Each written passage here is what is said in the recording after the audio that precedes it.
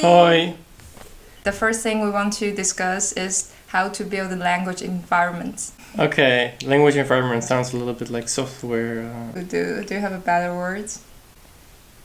No. I mean, the first thing we're going to talk about is how to find someone to practice the language you are learning.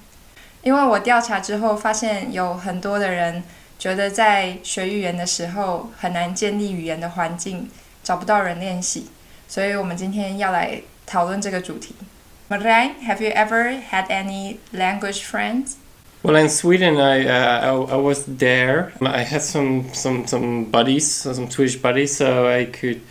I was interested in the language. I thought it sounded Swedish sounds very nice, like a quite like a melody, like a song. Can you say some Swedish?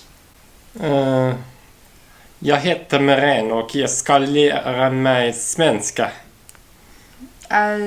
Do you mean, let me guess, I don't know Swedish, but do you mean your name is Marijn and you are learning Swedish? Yeah, and I'm teaching myself. I'm learning Swedish, yeah. I think it sounds a little bit like Dutch. Okay, yeah. Yeah, like you say something like hate. Heter. Etta.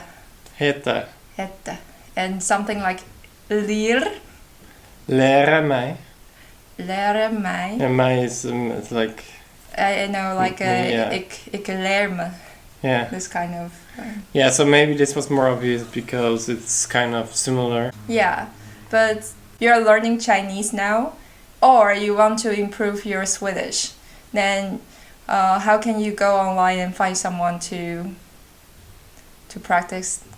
Well, having a pen pal is like a well-known concept, so probably I would Google a pen pal exchange. Mm-hmm.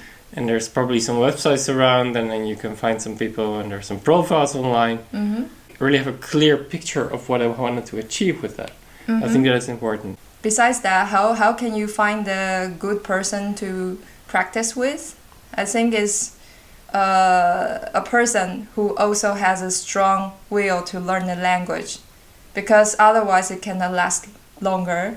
I found a Japanese language exchange friend online, and we already did that for 3 years. For 3 years, so well. So you're learning Japanese from that friend, and what does he learn from you? English. English, okay.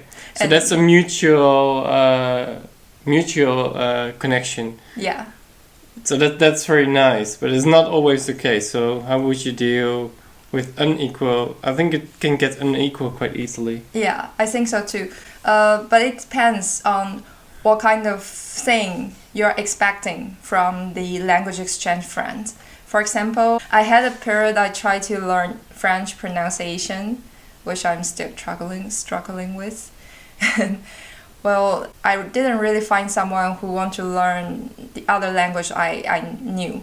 So what I did is, that time I was in Wageningen University, by the way. I posted in the student group and I offered a free lunch. Free lunch? Yeah, I offered free lunch. I said, I can cook something special like Taiwanese dishes or something, but everything is vegan. Yeah, because I only cook vegan food. Yeah. But it turned out like there are many people they're willing to help me with my pronunciation to exchange a free lunch. Yeah, of course you can. That's something you can do. And something I made the most, I think, is every time I found this kind of exchange chance, then I asked the person I am exchanging with, may I make a record of it? And also, that is important. The records are in 2 versions. The one is slow version and another is normal speed. So that was with French and Dutch. I think that's really helpful because when you just started to learn the language, then the good thing is to see the person's face. If you just listen to records like a YouTube or something, because your listening is still not reliable, so you don't know how this person moved their mouth.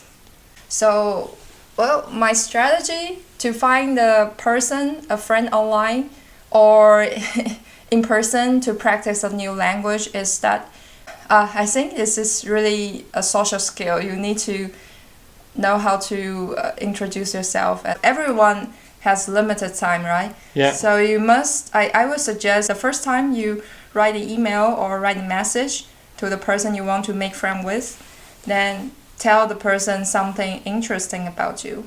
What do you expect? This is also important. Right, like for example, I would say, hi, I'm Ginny and I'm learning Russian, and I can offer you Chinese or English or Dutch, and I expect to have a casual language chat, like 30 minutes to 1 hour per week. And I like to cook vegan food.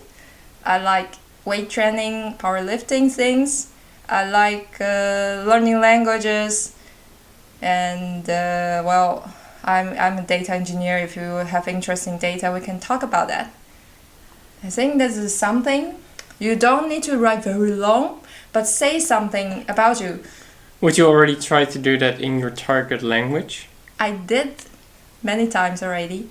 I had 2 Russian exchanging friends and 3 Japanese friends, but now only 1 lasting, and also 1 Korean friend before, not now. And yeah, I was quite active on the language exchange website. One thing I will also say is, do not, when you are trying to make a friend, and if your goal is really to practice this language, not to date someone, right? So do not judge people on their picture. That is my advice. Yeah. What I mean is, some people, they are really nice to make friends with. They probably don't know how to take a nice picture. And you can give them a chance. Yeah, but like you said, you're not dating, so... I'm not dating. It's not a criteria, is it? Or is it subconsciously... I don't know. I don't know. But the thing is that the friend I made from the language exchange website, who I exchange Japanese and English with, he has a really bad picture. But it turned out it was the only picture he had that time. Yeah. You know what? That is an office ID picture. Ah. And with a really weird light, quite yellow face and a biscuit. But it turned out he's a very nice person. Well,